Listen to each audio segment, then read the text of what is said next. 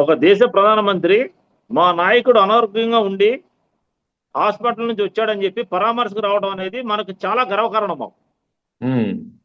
అయితే ఆయన ఏం చర్చించాడు?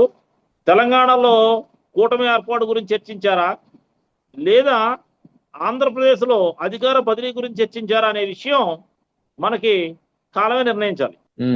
కానీ ఇప్పుడు సంకేతాలు ఎలా ఉన్నాయంటే, పవన్ కళ్యాణ్ గారు మా నాయకుడు మరి ఎందుకో ఒంగోలు, నెల్లూరు, చిత్తూరు జిల్లాలో ఇన్ఛార్జిగా బాలినేని శ్రీనివాసరెడ్డి గారు వెళ్ళి మీటింగ్ కండక్ట్ చేయడం చాలా శుభపరిణామం. అదేవిధంగా శ్రీకాకుళం నుంచి చిత్తూరు వరకు, ఆమదాల వలస నుంచి అనంతపురం వరకు పవన్ కళ్యాణ్ గారు 3 జిల్లాలకు ఒక ఇన్ఛార్జిని, జిల్లా ప్రెసిడెంట్లని, మండల ప్రెసిడెంట్లు, గ్రామ స్థాయిలో కూడా పార్టీని నిర్మితం చేయాలి. మనం కూటమిలో ఉన్నాం కదా అని ఖాళీగా కూర్చోం కదా. తెలుగుదేశం ఇప్పుడు మహానాడు కండక్ట్ చేస్తుందండి. మరి మాకేంటి ప్రాబ్లం? మా నాయకుడు కూడా పార్టీని స్ట్రెంగ్తన్ చేయాలి. మేము మొత్తుకుంటున్నాం, సోషల్ మీడియా వేదికగా మేము రిక్వెస్ట్ చేస్తున్నాం గత 2 సంవత్సరాల నుంచి. పార్టీని స్ట్రెంగ్తన్ చేయండి పవన్ సార్. పార్టీ స్ట్రెంగ్తన్ అయితేనే మనకు లైఫ్.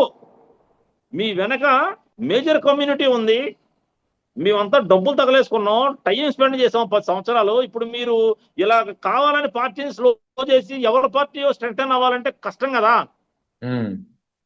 అది కరెక్ట్ కాదండి.